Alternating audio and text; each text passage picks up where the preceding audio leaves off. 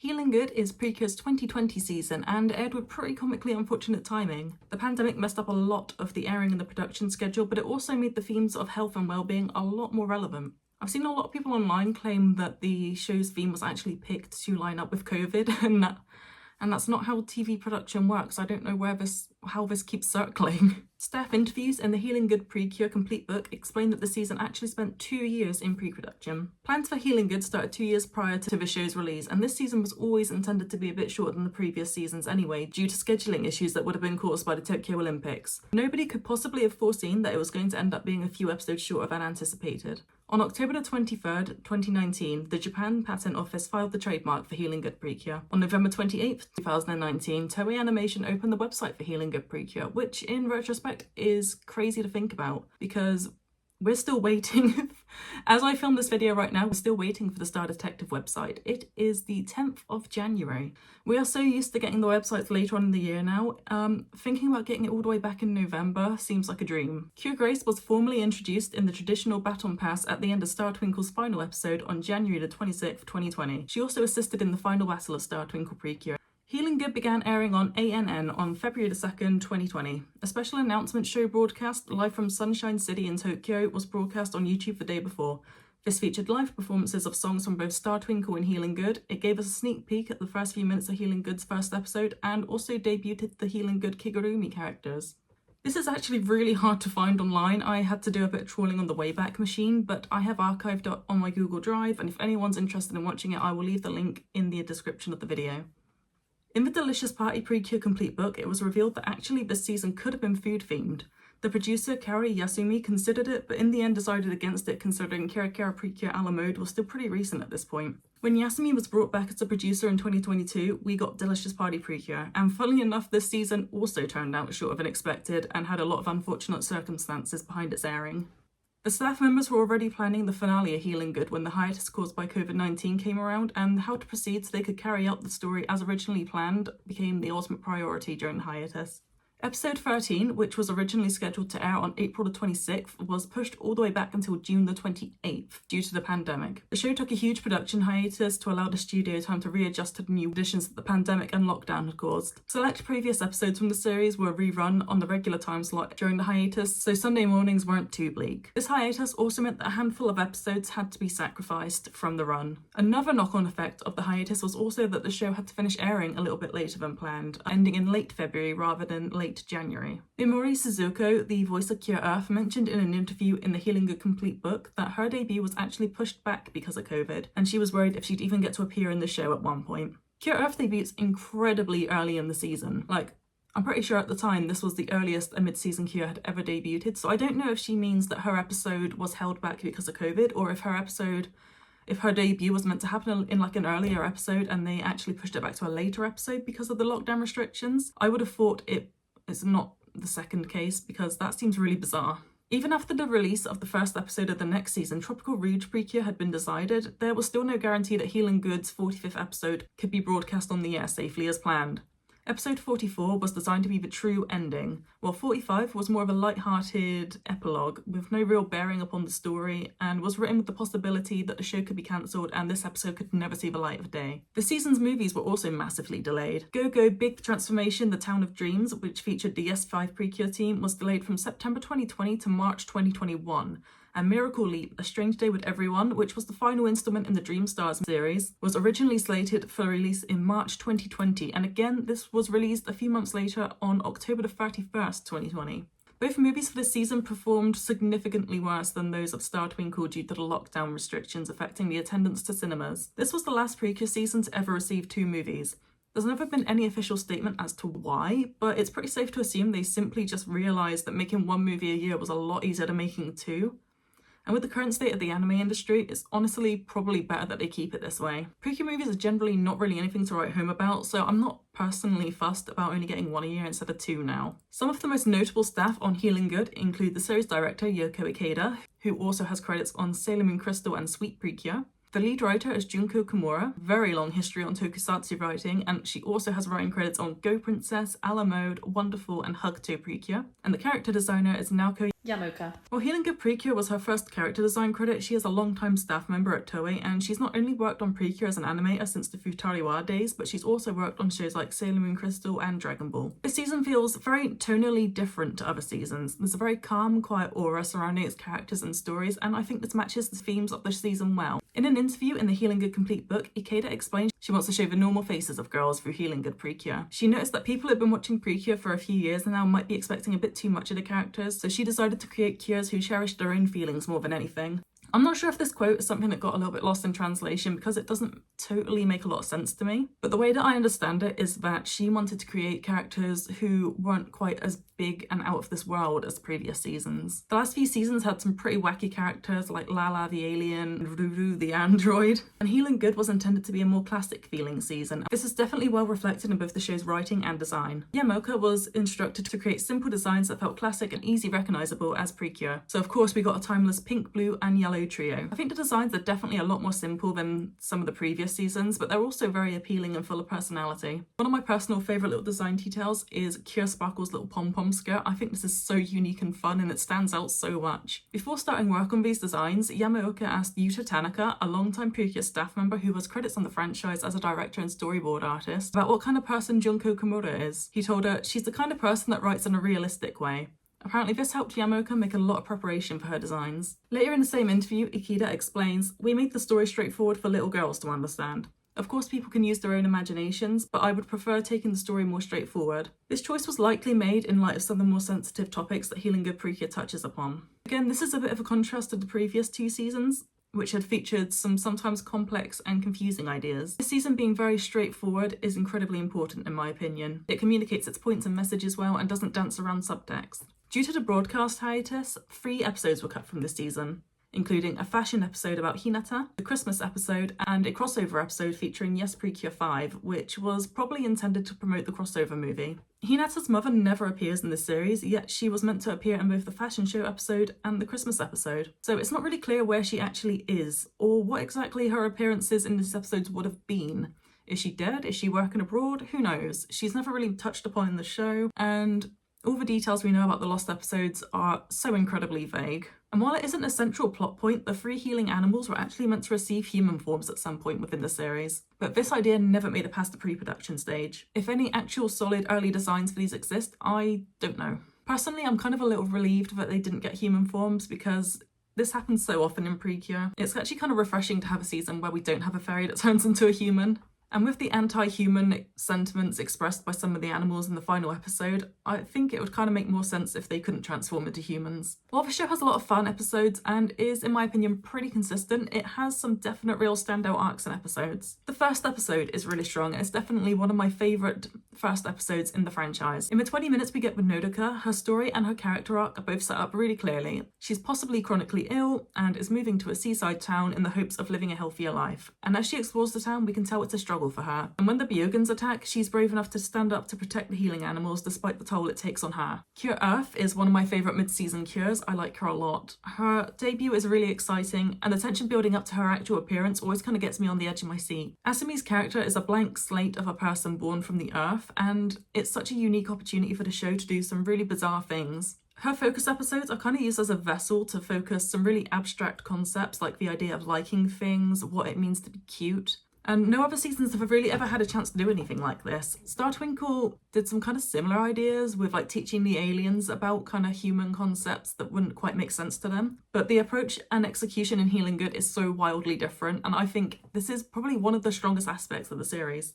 Asumi also has a focus episode called Surprise, Asumi and Latte's Diary, which is a slice of life episode and the first in the franchise to not feature a Monster of the Week battle. I think again this ties back to the idea of realism that Healin Good is aiming for, and it's also an exploration of Asumi's life as she learns about the world around her. In her interview in the Healin Good Complete book, Mimori Suzuko stated that she'd actually been auditioning for Precure every single year since becoming a voice actor. She's actually always wanted to play a pink Cure, and Cure Earth wasn't the role that she really wanted at first. However, Asumi's character seemed a little bit similar to ones that she had been playing a lot recently, so she decided to give it a try. It was actually when she found out that Asumi's partner is a little puppy called Latte that made her really want to play the role, because she loves dogs herself and she felt as if this were almost fate. Episode 20 is another one I really like, where Kira kind of begins to understand her identity and her purpose. And she also begins to understand that what she wishes for is to protect Latte. The battle in this episode is really fun, and the way that she takes out both the Mega Byogen and Batete Moda in both one blow, it's insane. It's incredible stuff.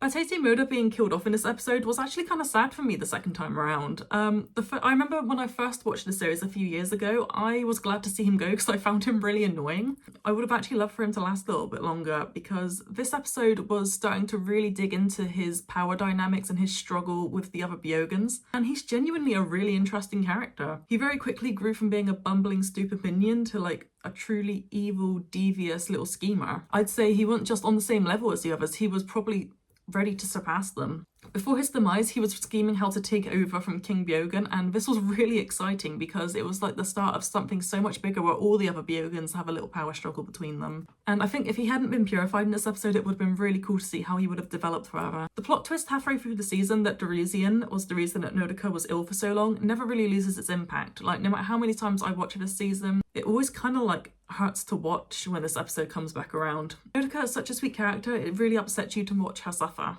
The final arc, however, is probably the highlight of the season for me. I had completely forgotten the plot when I rewatched it, and I was blown away every single episode. The power struggle amongst the Byogans coming to its peak, Guairu tricking the Cures into defeating King Byogen so he, proper dosed up on mega parts by the way, could take his place, was kind of insanely gaggy.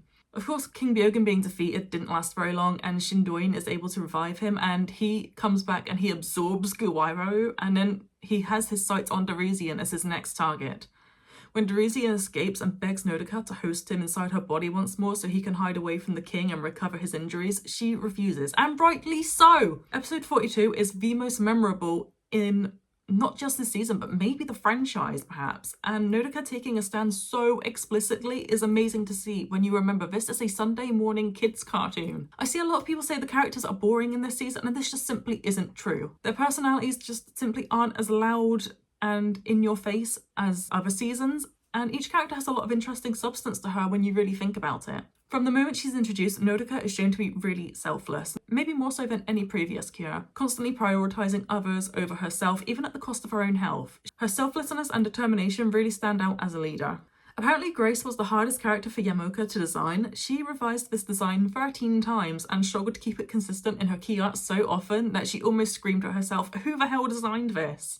I like that Nodoka and Rabirin are such opposites while also being really similar. On their first meeting they connect as they have the same morals as not being able to look away from people suffering. But their personalities really clash, with Rabirin being loud and hot-headed and sometimes kind of selfish, while Nodoka is calm and peaceful. Rabirin has a big heart and good intentions, but doesn't always execute her feelings too well.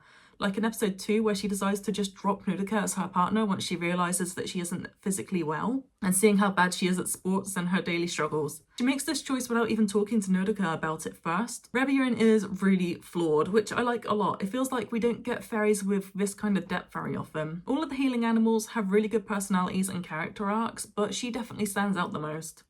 Pegitan and Yachiran are also lots of fun, and again their personalities are kind of like the opposites almost of their respective cure partners. I think Pegitan is really interesting. I love the way that Chiyu kind of encourages him to be more confident. I like the way he helps Chiyu believe in herself. They are so sweet, and Yachiran and Hinata are just so made for each other. The staff chose these specific animals as the healing animals because they felt that they are ones that are very widely loved by children. And yes, they know penguins don't have paw pads, but they've gone and done it, the absolute mad lads. When asked about this, Yasumi said, well, it's a penguin type of creature, so not really a true penguin, it's fine. In episode 15, Nodoka isn't able to transform because her heart and Rabirin's hearts are supposedly out of sync after an argument. I really like Precure seasons where the transformation depends on like another person or a fairy, because it always opens up the possibility for this kind of conflict to happen. Nodoka deciding to still fight the Byogans despite the fact that she can't even transform into Cure Grace not only shows her determination and commitment as a Precure, but also her quick and tactical thinking skills. I really enjoy this fight, and it feels like one of the more unique ones in Precure.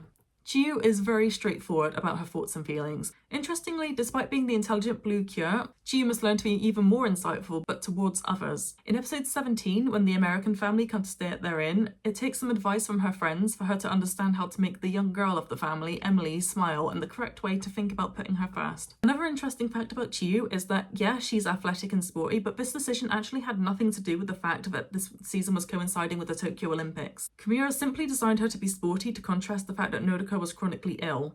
Chiyu is intended to be the kind of person that Nodoka can look up to and be inspired by. Hinata is lots of fun. I have such a big soft spot for her. I always love the neurodiverse coded cures, and her personality being so wildly different from the other two makes her interactions with them so much more interesting because they have to learn to deal with her. I like that Nodoka is kind of the middle ground between Chiyu and Hinata because these two are such polar opposites in personality. And Nodoka sometimes has to act as a peacemaker in the early episodes when the two don't see eye to eye. Something I see people say a lot about Hinata is she is very strongly ADHD coded, which I totally agree with. However, I don't see people talk about any other aspects of her character, like what an insightful friend she can be. In episode 9, she sees that Nodoka has no recent photos hanging in her bedroom, so she plans a really elaborate day out just as an excuse to take a nice picture of the girls for Nodoka to take home and put in her room. She spends most of the day wrapped up in making sure that everything she picks out to do is so perfect and fun that she doesn't notice when Nodoka is struggling. This shows like a really good balance of like her ADHD kind of traits and also her thoughtfulness as a friend. But this is also a lesson that even being thoughtful and insightful towards others can lead you to getting bitten in the ass.